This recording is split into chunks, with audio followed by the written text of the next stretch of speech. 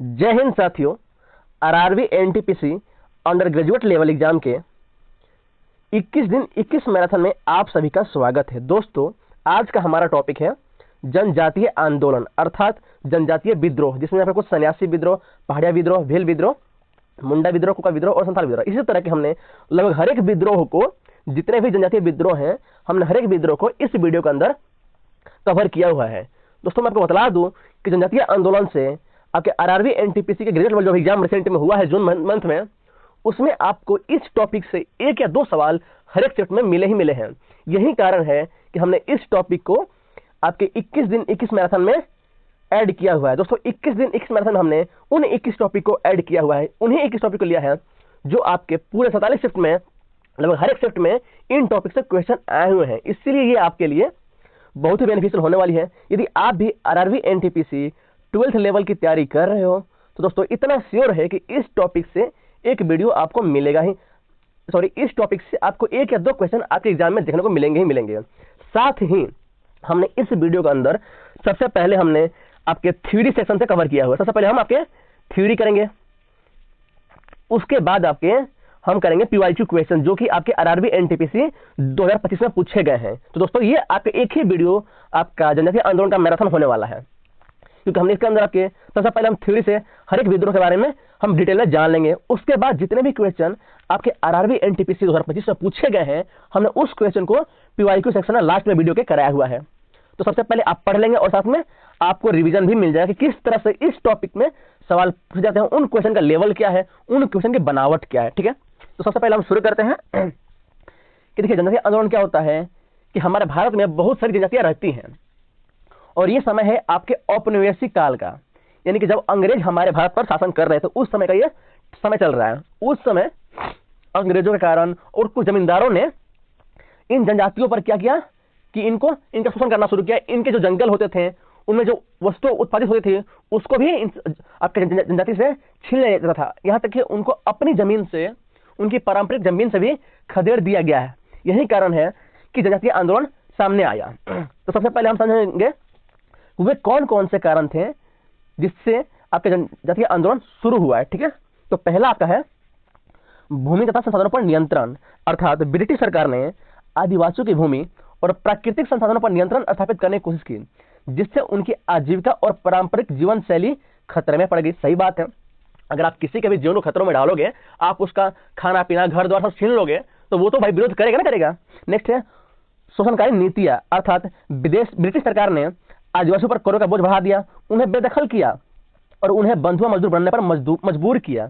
अर्थात पहले तो उन पर आपके अंग्रेज सरकार ने टैक्स बढ़ा दिया, इसके बाद उनके अपनी जमीन से बेदखल कर दिया, यानी कि स्थानांतरित कर दिया, और उनको बंधुआ मजदूर अर्थात कि एक ऐसा मजदूर जिसको बस खाने के लिए, बस जीवित रहने के लिए खाना दिया जाएगा, उसके अलावा कोई सैलरी नहीं होती है उसकी, ऐसा मजदूर बनने पर उनको मजबूर किया गया।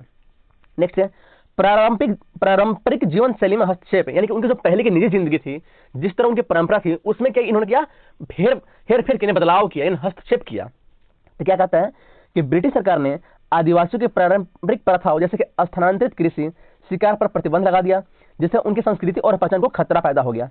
नेक्स्ट क्या, बाहरी लोगों का हस्तक्षेप, यानी कि गैर आदिवासियों को आदिवासी क्षेत्रों में बसाने की अनुमति दी, किसने, ब्रिटिश सरकार ने, जिससे आदिवासियों और बाहरी लोगों के बीच संघर्ष हुआ। नेक्स्ट धार्मिक हस्तक्षेप, ये बहुत बड़ा कारण रहा है कि ईसाई मिशनरियों ने आदिवासी क्षेत्रों में प्रवेश किया और उन्हें ईसाई धर्म में परिवर्तन करने का प्रयास किया, जिससे आदिवासियों में आक्रोश पैदा हुआ।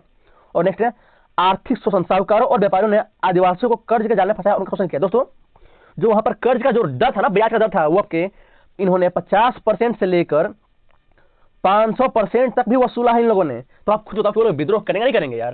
तो यही सारे रीजन थे जिनके कारण जनजातीय आंदोलन आपके सामने आया। ठीक है, अब हम बात करेंगे कि पहले जनजातीय आंदोलन यानी कि सन्यासी विद्रोह के बारे में। ठीक है, तो दोस्तों इसकी जो चर्चा है आपको वो आनंद मठ से मिलती है। बंकिम चंद्र चट्टोपाध्याय की पुस्तक है आनंद मठ। अब आपको इसी पुस्तक में आपको वंदे मातरम गीत भी मिलेगा। तीसरी पुस्तक में सबसे पहले सन्यासी विद्रोह की चर्चा की गई है। अच्छा, इसका काल क्या है, 1763 से 1800 ईस्वी। दोस्तों, जो सवाल पूछता है मैं आपको बता दूं कैसे पूछता है। सबसे पहले वो यह पूछेगा कि इसका समय क्या रहा है। ठीक है, फिर यह पूछता है कि आंदोलन का कारण क्या रहा है, और स्थान पूछ देगा या उसके नेता का नाम पूछ देगा। बस इन्हीं टॉपिक से सवाल बनते हैं। अदरवाइज आपको सवाल नहीं देखने को मिलेंगे।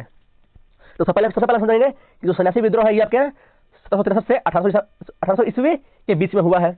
कहाँ कहाँ हुआ है? तो आपका बंगाल और बिहार के क्षेत्रों में हुआ था। ठीक है, नेक्स्ट विद्रोहकारी यानी कि आपके इसमें कौन थे विद्रोहकारी? सन्यासी शंकराचार्य के अनुयायी थे सन्यासी विद्रोह में। ध्यान रखिएगा इसको। कारण क्या था?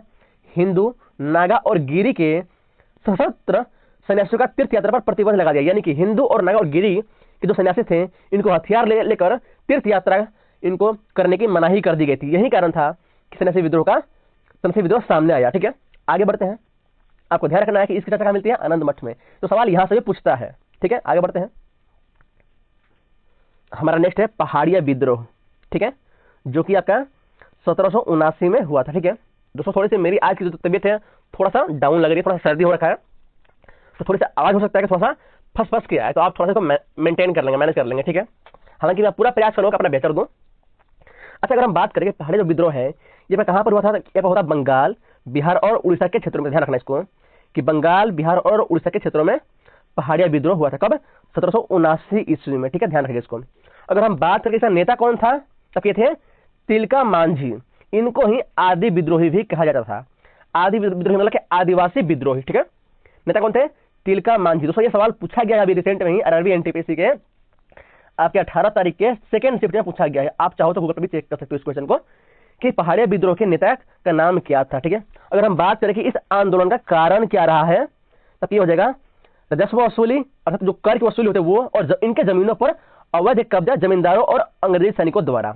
अर्थात अंग्रेजी सैनिक और जमींदारों ने इनके जमीनों पर कब्जा कर लिया और साथ ही इन पे जो टैक्स है वो अत्यधिक मात्रा में वसूलने लगे। यही कारण है कि पहाड़िया विद्रोह सामने आया। ठीक है, आगे बढ़ते हैं। नेक्स्ट हमारा चुआर विद्रोह। ठीक है, जो कि 1769 से लेकर 1805 ईस्वी के बीच में हुआ। ठीक है, अगर बात करें कि कहां पर हुआ था, स्थान क्या रहा है, तो सवाल इसे पूछने का स्थान क्या है, तो ये स्थान था बंगाल के बांकुड़ा क्षेत्र। ठीक है, अगर नेता की बात करें तो नेता दुर्जन सिंह और करणगढ़ की महारानी शिरोमणि, इन्होंने ही इस आंदोलन को नेतृत्व किया था। अगर हम बात करें आंदोलन का कारण क्या रहा है, तब ये रहा है अंग्रेजी शासकों के द्वारा इनके पुश्तैनी जमीन छीनकर जमींदारों को बेचना और इनको घर द्वार जीविका साधन सब कुछ छीनना। यहाँ पर अंग्रेजों ने क्या किया कि इनकी जो पुश्तैनी जमीनें थी उसको इन्होंने पहले छीन लिया और जमींदारों को बेच दिया। अब इनसे इनके घर द्वार छीन लिया गया, जंगल छीन लिया गया, तो जीविका का साधन भी मर गया। तो यही कारण था कि चुआर विद्रोह सामने आया। तो आपको ध्यान रखना है। तो देखो यार, आपको पहले तो इसका टाइमलाइन याद होना चाहिए, फिर स्थान, नेता और आंदोलन कारण। दोस्तों अगर इस टॉपिक से सवाल पूछेंगे तो इन्हीं 4 पॉइंट से पूछेंगे, इसलिए मैंने इसको आपको मेंशन किया हुआ है। अदरवाइज मैं आपको राम कहानी तो पूरा डिटेल में सुना सकता हूँ, लेकिन उसके कारण आपका और मेरा भी टाइम खराब होगा, तो हमें उसका कोई मतलब है नहीं। हमारा मतलब बस एग्जाम से है ना। इसीलिए हमने इस वीडियो के अंदर वही पॉइंट कवर किए हैं जिससे आपके एग्जाम में क्वेश्चन बन सकता है। आगे बढ़ते हैं। पागलपंथी विद्रोह कब हुआ था? 1813 से 1831 के बीच में। हालांकि कहीं कुछ जगह पर 1825 से लेकर 1827 ईस्वी भी लिखा गया है, तो आपको ध्यान रखना है इसको। अगर बात करें कहां पर हुआ था, तो ये हुआ था उत्तरी बंगाल में हुआ था। इसके नेतृत्व कौन किए थे? तो करम शाह के उत्तराधिकारी पुत्र टीपू थे। ये टीपू सुल्तान नहीं है बल्कि ये टीपू है, ध्यान रखना है इसको। कारण क्या रहा है इसका आंदोलन का? तो जमींदारों एवं साहूकारों के अत्याचार के खिलाफ। तो ठीक है, आगे बढ़ते हैं। भील विद्रोह कब हुआ? 1818 के समथिंग हुआ। ठीक है, ये कब हुआ था? 1818 से लेकर 1831 के बीच में हुआ। ठीक है, बात करें कारण क्या रहा है, तो ब्रिटिश प्रशासन द्वारा किए गए परिवर्तनों और सामंती व्यवस्था के हस्तक्षेप, जंगलों में उत्पादित विभिन्न उत्पादों को उपभोग और उपयोग के अधिकारों से वंचित करना। अर्थात इनके ही जंगल में सामान उपज रहा है और ये बोल रहे कि आप ना उसको खा सकते हो और ना ही आप उसका उपयोग कर सकते हो, और ऊपर से इनकी जमीनें भी सामंती व्यवस्था के जरिए छीन ली गई है और ऊपर से नियम में भी परिवर्तन किया गया है। यही कारण था कि यह भील विद्रोह सामने आया है। और ध्यान रखना इसको कि यह पहली जनजाति द्वारा उठाया गया ब्रिटिश प्रतिरोध आंदोलन था। तो कोई पूछता है कि पहला जनजाति विद्रोह कौन सा था, तब हो जाएगा भील विद्रोह। कब हुआ था? 1818 में हुआ था। ध्यान रखना है। आगे बढ़ते हैं। फैराजी विद्रोह 1820 से 1858। ठीक है, बात करें स्थान कौन सा है, तब यह जगह बंगाल। ये आंदोलन बंगाल में हुआ था। इसके नेता कौन थे? दादू मिर। ठीक है, और कारण क्या रहा है, तो अंग्रेजों और जमींदारों की जबरदस्ती कर वसूली। यही कारण रहा है फैराजी विद्रोह का। ठीक है, आगे बढ़ते हैं। कोल विद्रोह 1831 से 1832 के बीच में। स्थान छोटा नागपुर, झारखंड में। इसके नेता कौन थे? कौन थे? हो जाएंगे बुद्धू भगत। बुद्धू भगत ने ही कोल विद्रोह का नेतृत्व किया था। अच्छा, इस आंदोलन का कारण क्या रहा है? इस आंदोलन का कारण रहा है ब्रिटिश न्यायिक नीतियों के कारण उन्हें अपनी पारंपरिक जमीन बाहरी लोगों या साहूकारों के हाथों बेचने तथा बड़ी मात्रा में कर चुकाना। अर्थात यहाँ पर कहने का मतलब यह है कि ब्रिटिश की जो न्यायिक नीतियां थी, यानी जो नए नियम कानून बने थे, उसको पूरा करने के लिए, उसको आपको पालन करने के लिए इन्हें अपनी जमीनें तक भी दूसरों लोगों को बेचनी पड़ी थी और बड़ी मात्रा में कर चुकाना पड़ता था। आगे बढ़ते हैं हम। और भाई आपका खासी विद्रोह, जो कि 1830 से लेकर 1833 के बीच में हुआ था। ये क्या हुआ था? आपके असम के उत्तरी पूर्वी पहाड़ी के बीच में हुआ था। इसके नेता कौन थे? तीरथ सिंह। ये कह रहे हैं, ये है आपके तीरथ सिंह, ठीक है। कारण क्या था? ब्रिटिशों द्वारा स्थानीय जनजातियों को जबरन सड़क निर्माण में लगाना। तो अगर बात करें खासी विद्रोह की, तो इसका कारण क्या था कि स्थानीय जनजाति को जबरन सड़क निर्माण में लगाना, किसके द्वारा? ब्रिटिशों द्वारा। आपको ध्यान रखना, कब हुआ था? 1830 से लेकर 1833 के बीच में हुआ था। आगे बढ़ते हैं। नेक्स्ट, कुका विद्रोह। आपका यह एक धार्मिक विद्रोह था, देखो ध्यान रखना, ये आपका धार्मिक विद्रोह था और बाद में ये एक राजनीतिक विद्रोह भी बन गया था। कहाँ हुआ था? पंजाब में। कब हुआ था? 1840 से लेकर 1872 ईस्वी में हुआ था। इसके नेता कौन से थे? तो भगत जवाहरमल और उनके शिष्य बालक सिंह और राम सिंह। अच्छा, इस आंदोलन का कारण क्या रहा है? तो पहले ये एक धार्मिक आंदोलन था, उसके बाद ये आपका धार्मिक आंदोलन से राजनीतिक आंदोलन बन गया। आगे बढ़ते हैं। यह हो जाएगा खोंड विद्रोह, है ना। ये खोंड विद्रोह ध्यान रखना। खोंड विद्रोह 1837 से लेकर 1856 के बीच में हुआ था। स्थान कहाँ है? तो यह उड़ीसा में हुआ था। नेता कौन है इसके? तभी यह चक्र बिश्नोई जी हैं। बिश्नोई है। आंदोलन कारण क्या रहा है? मरिया यानी बलिदान की प्रथा को दबाने और जमींदारों और साहूकारों के साथ नए करों को पेश करना। इसका मतलब क्या है कि इसमें जो बलिदान की प्रथा थी, इसको तो ब्रिटिश सरकार ने पहले दबाया और साथ में जमींदारों और साहूकारों को मिलाकर नए कर को पेश करना था। यही कारण था कि खोंड विद्रोह सामने आया था। आगे बढ़ते हैं। संथाल विद्रोह सबसे इंपोर्टेंट और मोस्ट पॉपुलर कब हुआ था? 1855 से लेकर 1856 के बीच में हुआ था। स्थान का है झारखंड, पश्चिम बंगाल और बिहार। अच्छा, इसके नेता कौन है? तो सिद्धू, कान्हू, चंद और भैरव, ये चारों भाई हैं और ये आपके नेता थे इसके। आंदोलन कारण क्या रहा है? तो पुलिस कर्मियों, जमींदारों, राजस्व और अदालत के अधिकारियों द्वारा संथाल लोगों पर किए गए शोषण के कारण साहूकारों ने 50% से 500% तक की अत्यधिक ब्याज दर वसूल की। बताओ कितने उन्होंने शोषण किया था।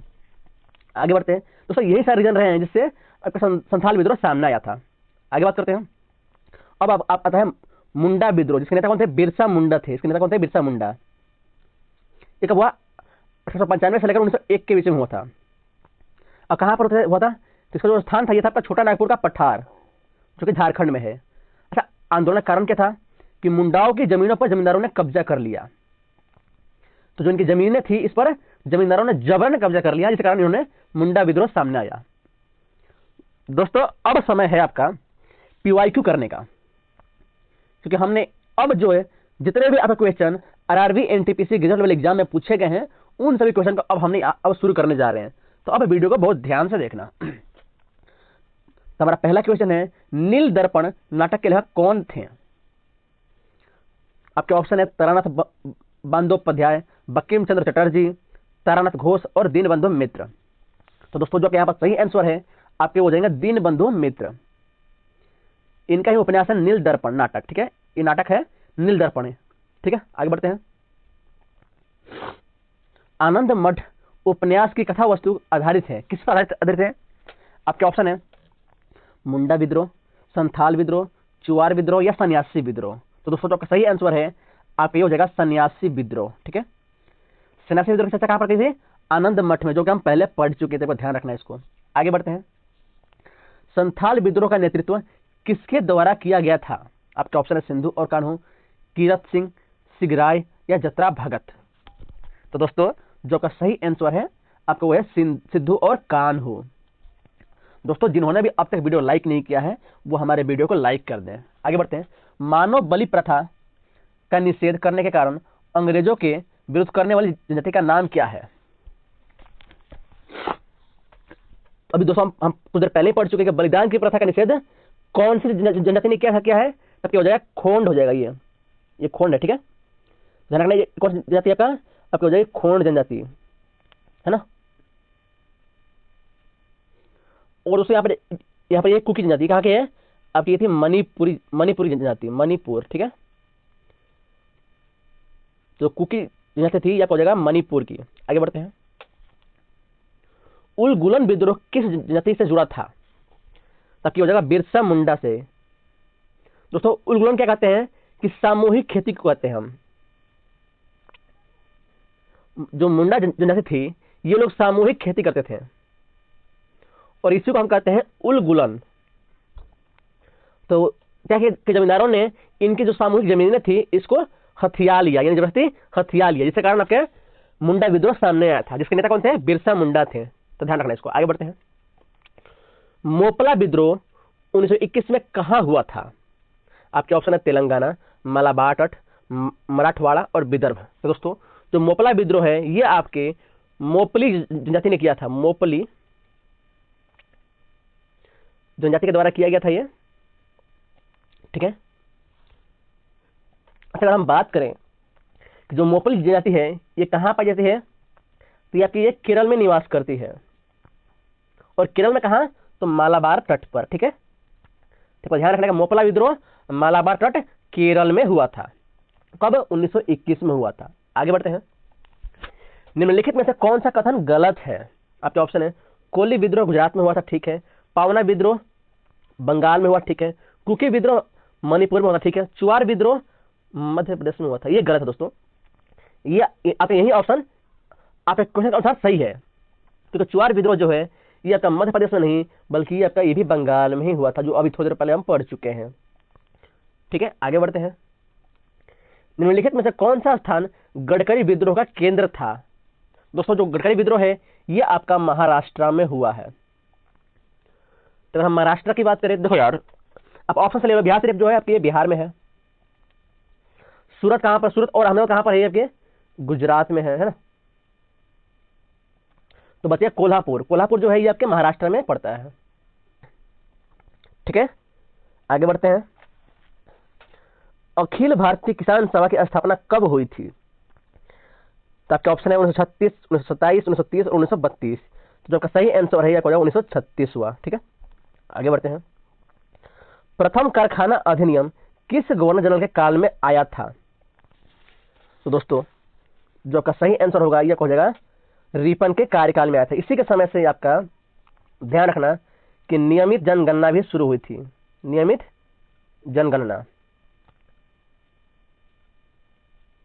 कब? आपका हो जाएगा 1881 ईस्वी से, ठीक है। आगे बढ़ते हैं। अखिल भारतीय किसान सभा के अध्यक्ष कौन थे? आपके ऑप्शन है राजेंद्र प्रसाद, श्रीधरन सिन्हा, सहजानंद सरस्वती और सरदार पटेल। तो दोस्तों आपको जो भी सही लग रहा है आप हमें बताएं कि कौन सा ऑप्शन सही है।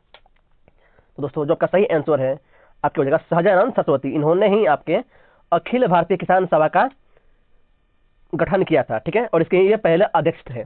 आगे बढ़ते हैं। चंपारण सत्याग्रह का मूल कारण क्या था? दोस्तों ये आपके लिए होमवर्क है, आप इसका जवाब खुद देंगे क्योंकि ये बहुत ये सवाल है और ये सवाल पूछा गया था, आपको ये पता भी होगा।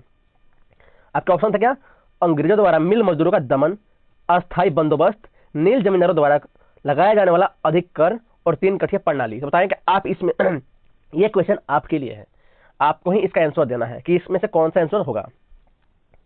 Next, all India trade union के प्रथम अध्यक्ष कौन थे? आपके ऑप्शन है भगत सिंह, लाला लाजपत राय, महात्मा गांधी और सरदार वल्लभ भाई पटेल। तो जो आपका सही आंसर है आपको जाएगा सरदार वल्लभ भाई पटेल जी। यही आपके ऑल इंडिया ट्रेड यूनियन के प्रथम अध्यक्ष थे। तो दोस्तों हमने लगभग अब आपके थ्योरी भी पढ़ ली, एक वो है थ्योरी पढ़ ली और साथ में हमने पीवाईक्यू क्वेश्चन भी लगा लिए। दोस्तों मैं आपसे यही उम्मीद करूंगा कि आपको जो भी नहीं पता है आप इसका नोट्स बना चुके होंगे। यदि आपने नोट्स नहीं बनाया है तो दोस्तों आप इस वीडियो को 1.5x या 2x स्पीड पर चलाकर आप अपना एक नोट्स जरूर बना लें, क्योंकि देखो जब तक दोस्तों आप नोट्स नहीं बनाओगे आप रिवीजन नहीं कर पाओगे। और दोस्तों जब तक आप रिवीजन नहीं करोगे आपको यह याद नहीं होंगे। आपने भले पूरी वीडियो देख ली लेकिन आपको ये याद तभी होंगे जब आप इसको बार बार रिवीजन करोगे। दोस्तों ऐसे कोई भी टीचर नहीं है, ऐसा कोई भी शिक्षक नहीं है जो आपको एक ही बार में कंठस्थ करा दे और वो आपको जीवन भर याद रहे। दोस्तों आपको बार बार रिवीजन करना ही होगा और ये कोई ऑप्शन नहीं है, बल्कि ये मस्ट है। तो मैं उम्मीद करता हूं कि आपने अब तक जितने भी वीडियो हमारे देखे होंगे, आपने और दोस्तों हमने आपके लिए 21 दिन 21 मैराथन सीरीज में हमने वही टॉपिक कवर किए हैं जो आपके सभी शिफ्टों में पूछे गए हैं, सभी शिफ्टों में पूछे गए हैं। दोस्तों आप हमारे 21 दिन 21 मैराथन के किसी भी टॉपिक को उठाकर देख लिए और आरआरबी एनटीपीसी ग्रेजुएट लेवल के एग्जाम में किसी शिफ्ट को उठाकर देख लें, आपको हर एक शिफ्ट में इन टॉपिक से एक या दो क्वेश्चन मिलेगा ही मिलेगा। तो दोस्तों तो इसका साफ मतलब है कि जो आने वाला एग्जाम है RRB NTPC under graduate level यानी कि 12th लेवल, तो उसमें भी आपके इस सीरीज से 20 से 25 क्वेश्चन तो मिलेंगे ही मिलेंगे। और दोस्तों मैंने 21 दिन 21 मैराथन का जो लिंक है, 21 दिन 21 मैराथन प्लेलिस्ट का जो लिंक है वो मैंने डिस्क्रिप्शन में डाल रखा है, और मैंने आपके लिए मैं कमेंट सेक्शन में पिन कर दूंगा, तो आप दोनों में से कहीं से भी आप इसको वहां से आपको ये सारी वीडियो मिल जाएंगे। साथ ही हम आपको आरआरबी एनटीपीसी में जितने भी आपके हिस्ट्री के सवाल हैं, यहाँ पर हिस्ट्री हो गया, फिर पॉलिटी हो गया, ज्योग्राफी हो गया, इकोनॉमिक्स हो गया, फिर आपके करंट अफेयर हो गए, स्टैटिक हो गए, स्टैटिक, फिर आपके बुक्स एंड ऑथर हो गए, फिर आपके यहाँ पर स्पोर्ट्स हो गया, तीन जितने इन सेक्शन से आपके सवाल पूछे गए हैं, तो हमने हर एक को टॉपिक वाइज हमने कवर किया हुआ है इसी चैनल पर। तो आपको हमारे चैनल पर आपको मिलेगा प्लेलिस्ट के अंदर, आप सर्च कर जनरली कि RRB PYQ series by exam Nagar, आपको मिल जाएगा। दोस्तों अब तक हमने आपके लिए हिस्ट्री करा रखे हैं, तो आप वो भी देख पाएंगे कि कौन कौन से क्वेश्चन आपके हिस्ट्री से पूछे गए हैं। आपके 269 क्वेश्चन पूछे गए हिस्ट्री से, और हमने लगभग हर एक सवाल को करा रखा था, आप जाकर वो भी देख पाएंगे। हम आपको उसका भी लिंक जो है आपको हम डिस्क्रिप्शन में पिन कर देंगे। बाकी आज के लिए इतना ही, आप तैयारी करते रहें और ध्यान रहे आप जो भी पढ़ें उसका आप बार बार रिवीजन करें, तभी आपको एग्जाम में रिजल्ट मिलेगा। अदरवाइज आपका बस समय खराब होगा, आप कुछ भी गेन नहीं कर पाओगे। बाकी वीडियो कैसी लगी आप हमें जरूर बताएं, क्या ये वीडियो आपके एग्जाम के लिए हेल्पफुल है या नहीं, आप हमें जरूर बताएं। बाकी आपकी क्या राय है हमारे बारे में, आप भी हमें बता सकते हैं। धन्यवाद।